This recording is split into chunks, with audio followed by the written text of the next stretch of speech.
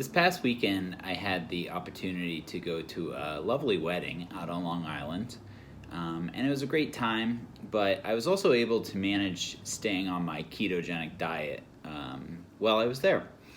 And so, what may be running through your head is, well, how do you do that? Now, don't you go to weddings and there's usually a lot of alcohol and tons of food? So I want to take a minute to talk a little bit about the alcohol aspect of the ketogenic diet.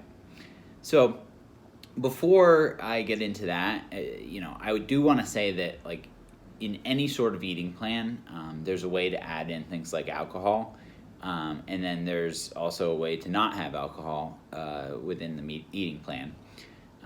If you're not drinking, I would not recommend starting. There have been claims about how moderate consumption of alcohol can be healthier, but that's not necessarily a reason to go out and start drinking alcohol.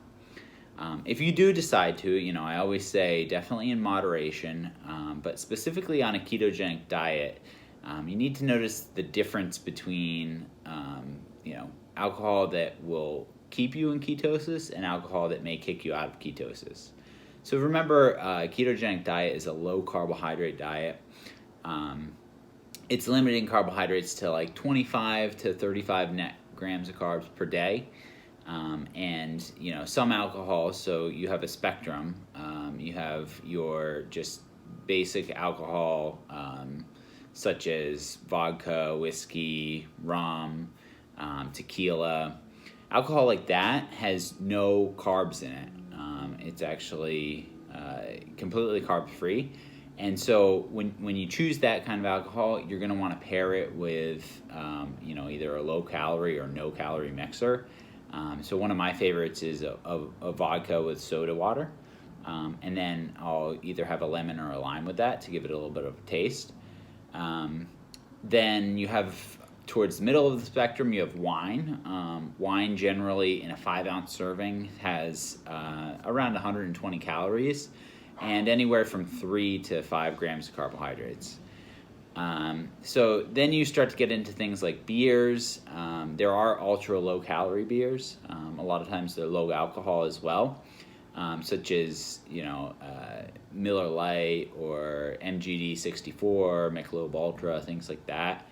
And then you get into some of the mixed drinks like margaritas, daiquiris. All of these are super high in carbohydrates, super high in sugar. So it would be best to avoid those. Now, with the keto diet, something to remember is that your body doesn't really hold on to water too well. And so we recommend drinking a lot of electrolytes throughout the day to make sure that you're staying hydrated. Now, especially if you're exercising, and then if you're having alcohol, obviously you want to drink with moderation. But even with 1 or 2 drinks, you could have a pretty bad hangover the next day because alcohol is a diuretic and it releases water from your body. So you'll wake up super parched, super dry, and probably have a headache. I can speak from experience. This past weekend at the wedding, I had a few drinks earlier in the day, and by the time the wedding came around, I started to get a headache and definitely noticed that I was dehydrated. So I immediately stopped drinking and drank a lot of water, as well as had some salty foods, and that seemed to help me feel a lot better. So, to kind of summarize, if you're not drinking, you don't have to start. Don't start. If you do drink moderately, it can be worked into any sort of diet, a low carbohydrate diet, a normal eating plan where you're tracking accurate nutrients. If you want it to be part of your eating plan, and somebody tells you can't have it, I would tend to find a different eating plan.